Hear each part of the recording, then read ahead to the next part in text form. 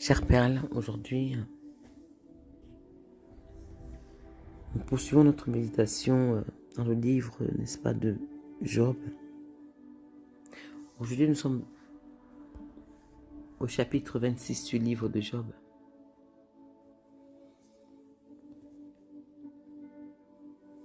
Et c'est Job qui va répondre cette fois à Bildad.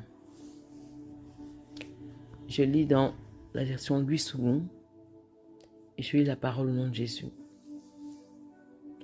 Job prit la parole et dit: Comme tu sais bien venir en aide à la faiblesse, comme tu prêtes secours aux bras sans force, quel bon conseil tu donnes à celui qui manque d'intelligence. Quelle abondance de sagesse tu fais disparaître. À qui s'adressent tes paroles? Et qui est-ce qui t'inspire? Devant Dieu, les ombres tremblent, au-dessous des eaux et de leurs habitants. Devant lui, le séjour des morts est nu. L'abîme n'a point de voile. Il étend le septentrion sur le vide. Il suspend la terre sur le néant. Excusez-moi, mais j'aime tellement quand Job parle de Dieu. Ah, Seigneur. À chaque fois que Job parle de Dieu, j'ai l'impression qu'il le célèbre. Il reconnaît sa grandeur, sa magnificence, sa puissance, sa justice. C'est extraordinaire en fait.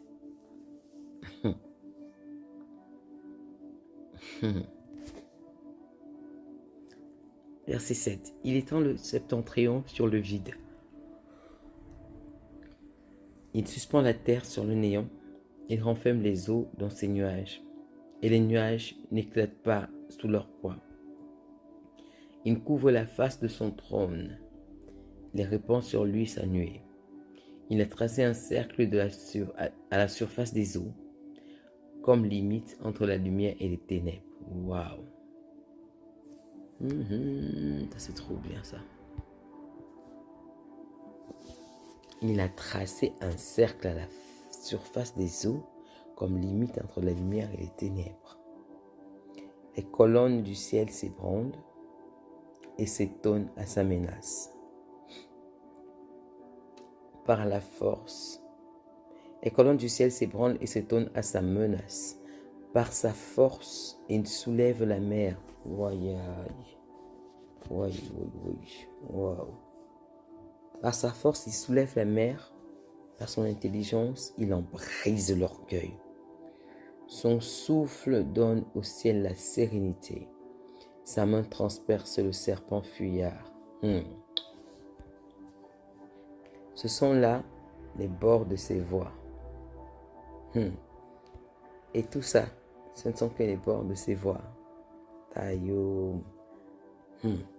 Ce sont là les bords de ses voies. C'est le bruit léger qui nous en parvient, mais qui entendra le tonnerre de sa puissance. Amen, amen, amen. Saint-Esprit, viens nous instruire à travers tes paroles. J'en ai terminé la lecture. Les profondeurs de cette parole, Seigneur, t'appartiennent. La révélation cachée dans ce chapitre t'appartient, Saint-Esprit. Alors viens ouvrir mon esprit et viens déposer ce que tu as déposé en ce matin. Au nom de Yeshua. Adonai, je m'abandonne entièrement et complètement. Viens nous enseigner encore ce matin. Ici, chère Perle, au chapitre 26, quand Job prend la parole pour répondre à Bildad,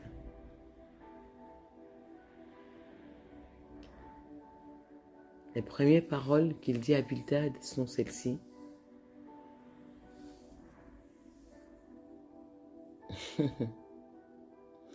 Et c'est plutôt de l'ironie en fait. Voici les paroles qu'il va... voici les paroles les déclarations qu'il va faire. Comme tu sais bien venir en aide à la faiblesse. En exclamation. Bravo. À toi qui peux venir en aide à celui qui est faible que je suis. Blâme. Critique. Juge. Condamne.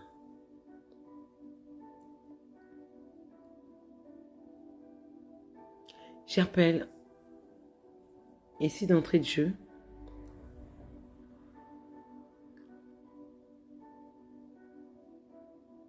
Job met l'accent sur le fait que Bildad ne sait pas venir à l'aide à celui qui est faible. Il ne sait pas prêter secours à celui dont les bras manquent de force. Et il n'est pas de bon conseil pour celui qui manque d'intelligence. Il ne parle pas avec sagesse.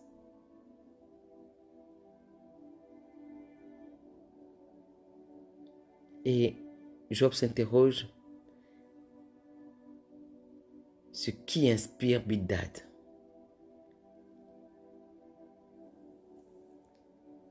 Je vais m'arrêter là, pour l'instant.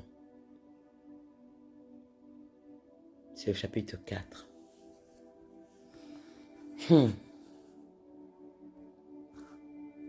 La parole déclare que si quelqu'un manque d'intelligence, de sagesse, qu'il la demande à Dieu, qu'il la lui donnera. Intelligence aussi.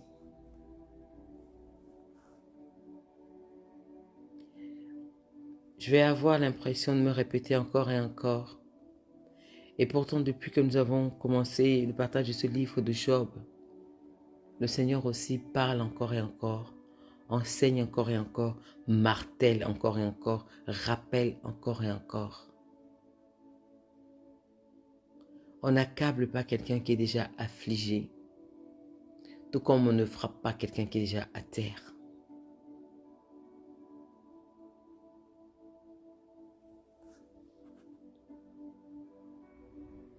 Bildad est tombé dans les accusations les plus terribles, les jugements et les condamnations, comme pourrait le faire une perle ce matin, ou comme l'a fait une perle jadis, ou comme le fait une perle en ce moment. Pointer du doigt le frère ou la sœur, la juger et la condamner. J'ai envie de te poser la question à toi qui juge et qui condamne. À toi qui es sans merci pour celui qui est au sol, qui est à terre. Dis-moi, par le mandat de qui juges-tu?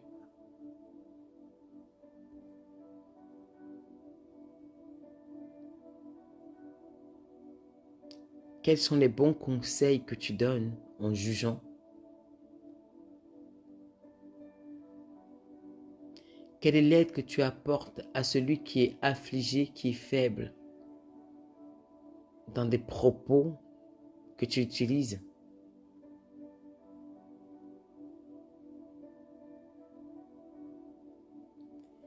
Quel est le secours que tu apportes à l'âme abattue par ta manière de parler?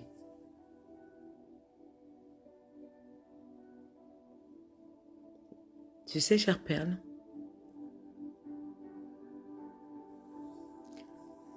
ces discours peuvent s'apparenter à ceci.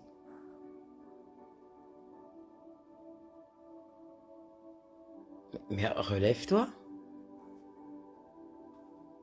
Ces discours peuvent s'apparenter à ceci. 2 points, ouvrez les guillemets. Mais relève-toi. Si tu es courbé comme ça, c'est parce que Dieu s'est détourné de toi.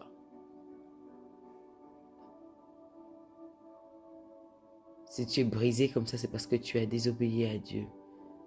Vous allez me dire que je me répète. Je vais vous annoncer une bonne nouvelle ce matin, chère perle. c'est que pendant qu'on partage le livre de Job, le Seigneur nous fait expérimenter le livre de Job. En mettant devant nos vies des situations qui sont semblables à celles que Job a vécues.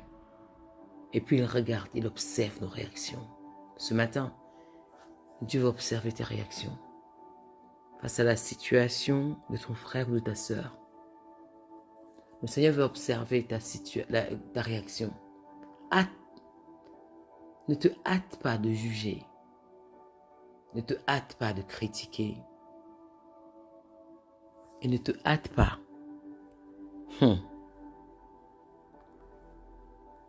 d'analyser et de mettre des hypothèses. Parce que tu pourrais te tromper fatalement.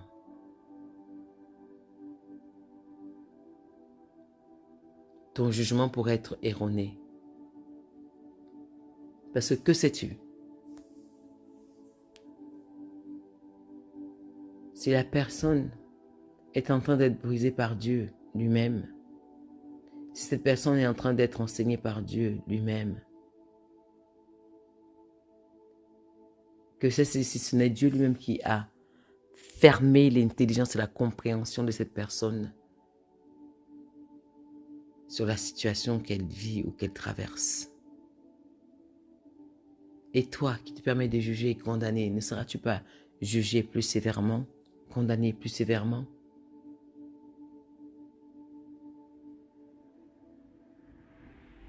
Vous savez comment s'appelle celui qui accuse? C'est Satan. Enfant de Dieu, garde-toi d'accuser ton frère ou ta sœur.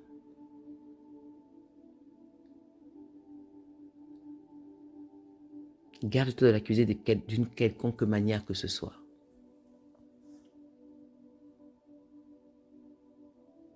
Job va rappeler ici à Bildad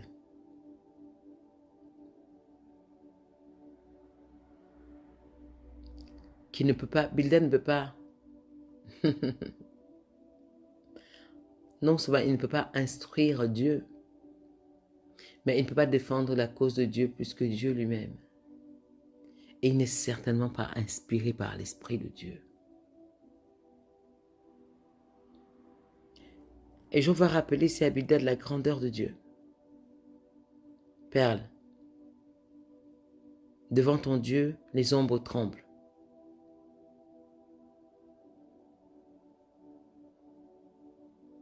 Au-dessus des eaux et de leurs habitants. Devant ton Dieu, le séjour des morts est nu. Est-ce qu'il y a une pelle qui m'entend ce matin? Parce qu'il a vaincu la mort. Il a dépouillé de sa puissance. Il a arraché les clés de la mort, les clés de la vie et du séjour de la mort. Il a arraché les clés du séjour de la mort. C'est lui maintenant qui détient les clés de David. Quand il ouvre, personne ne peut fermer. Quand il ferme, personne ne peut ouvrir.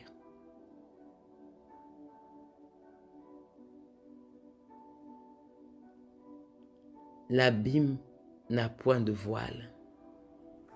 Tu sais c'est quoi l'abîme, chère perle? C'est les ténèbres.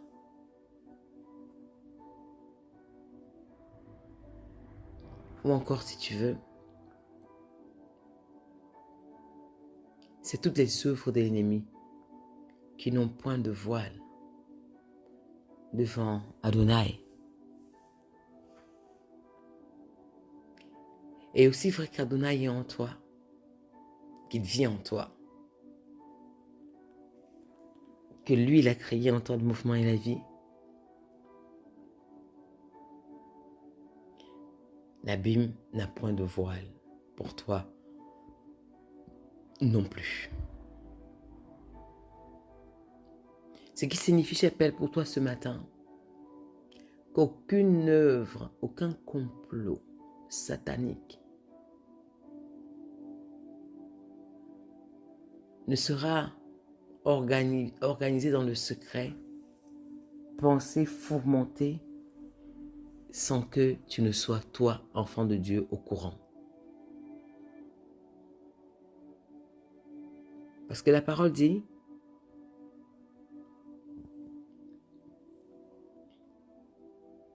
avant que les choses n'arrivent, le Seigneur te les révélera. Avant que la chose se produise, il t'aura prévenu. C'est pourquoi il est dit ici que l'abîme n'a point de voile. Alors je prie pour quelqu'un ce matin, que les œuvres qui sont conçues dans les ténèbres pour te nuire te soient révélées. Et que le Saint-Esprit en toi te les fasse connaître, afin que tu te lèves en prière, quoique tu fusses déjà plus que vainqueur. Au nom de Yeshua. Dieu est encore celui-là même qui suspend la terre sur le néant. Il renferme les eaux dans ses nuages. Et les nuages n'éclatent pas sous leur poids. Imagine-toi un peu, chère perle,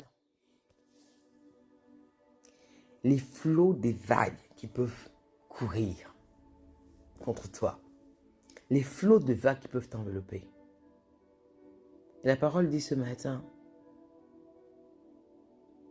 que Dieu renferme ces tempêtes-là, ces flots-là, dans les nuages. Et sa puissance est telle que les nuages contiennent ces eaux-là.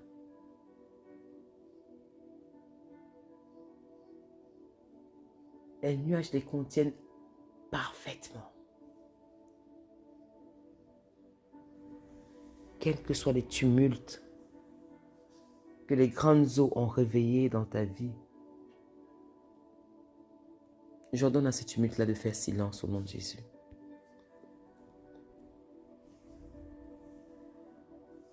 Que ta vie,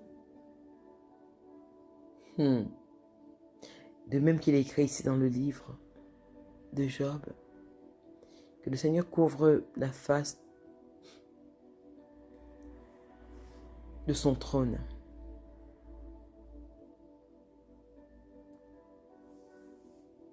Il a tracé un cercle à la surface des eaux, comme limite entre la lumière et les ténèbres.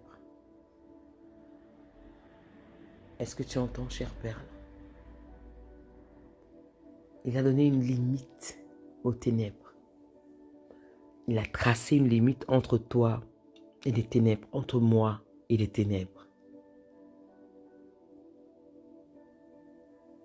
Souviens-toi de ce qu'il est écrit ce matin. Les portes du séjour de la mort ne prévaudront point sur toi. Dieu te dit ce matin, non seulement il n'y a rien qui est fait dans le secret qui ne te sera révélé. Je t'annoncerai des choses cachées, inconnues de tous. Je t'annonce que j'ai mis une séparation entre les ténèbres et toi.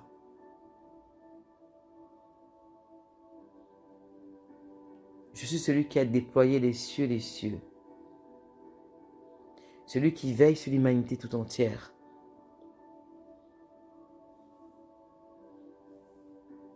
Celui qui soulève la mer par son intelligence. Il en brise l'orgueil. Il y a un passage de la Bible comme ça qui parle des flots orgueilleuses. Les bords orgueilleux du Jourdain. Dieu résiste aux orgueilleux et fait grâce aux humbles.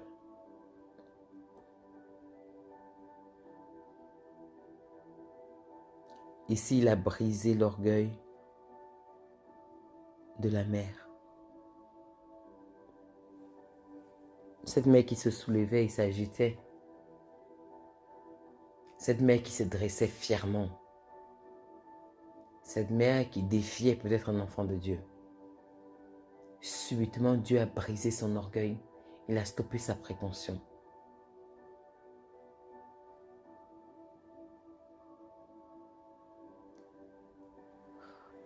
Et toute cette puissance de Dieu, les quelques capacités que nous venons d'énumérer de ce Dieu-là, qui enveloppe la terre, qui enferme les eaux des océans, des mers dans un épais nuage, qui recouvre la terre de son trône, de sa couronne, pardon. Celui à qui le séjour de la mort n'a pas pu résister.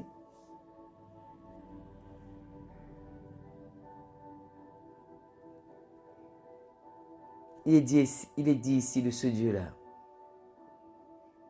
que tout ce que nous venons d'énumérer ensemble, ne sont que les bords de ses voies. C'est le bruit léger de ce qui il est qui nous parvient. Mais qui entendra le tonnerre de sa puissance? J'aime souvent à dire que le Seigneur, on ne peut pas avoir la prétention de dire qu'on le connaît. On cherche à le connaître tous les jours un peu plus. On cherche à s'approcher de lui tous les jours un peu plus. On cherche à rentrer dans les profondeurs avec lui tous les jours un peu plus. La même parole de Dieu est déclarée dans la vie de quelqu'un. Elle est entendue, interprétée par rapport à une situation. Elle sera déclarée dans la vie d'une autre. Elle sera comprise différemment. Je parle bien de la même parole. Par rapport à une situation vécue.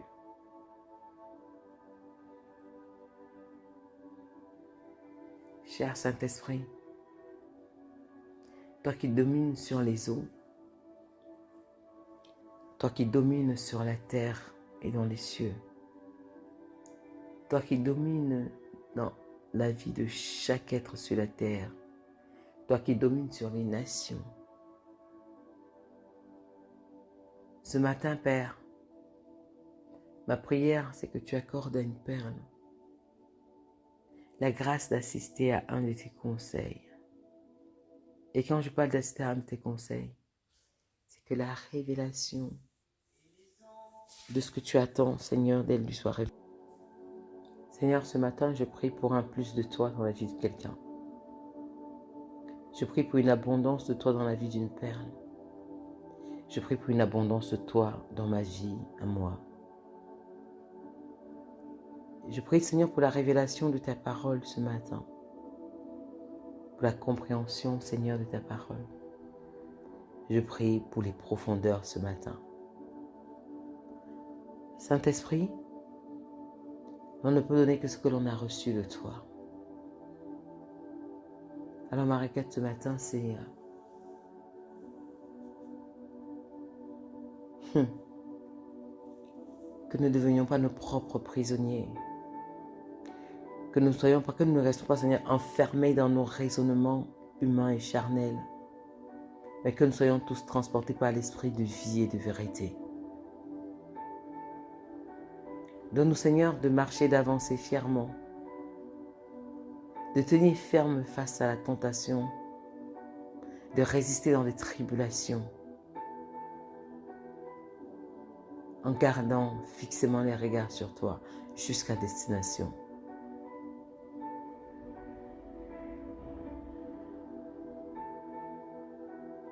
Que ta grâce accompagne un fils de Dieu ce matin. Que ta grâce accompagne une digne fille de Dieu ce matin. Et que ton nom soit sanctifié dans nos vies, dans le nom de Jésus. Cher Père, je ne serai pas long ce matin, je vais m'arrêter là. Je bénis le Seigneur pour ta vie. Je lui rends honneur et gloire pour le renouvellement de ses promesses dans ta vie et ainsi que leur accomplissement.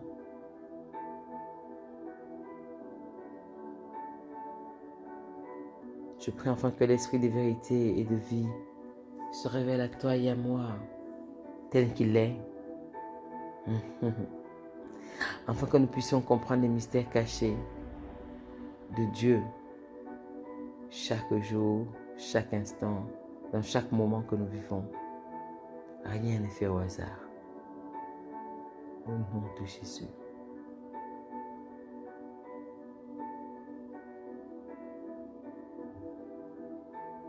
Merci Père pour cette journée. Bénis-la par ton sang au nom de Jésus.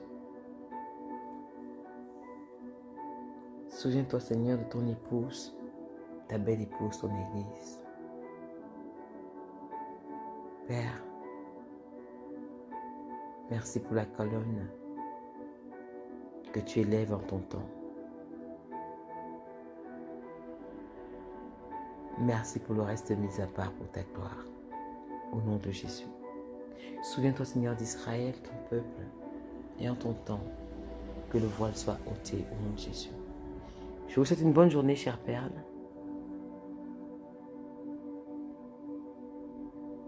Que le nom de l'Éternel soit sanctifié dans vos maisons. Et que la portion préparée par le Père ce matin pour toi et pour moi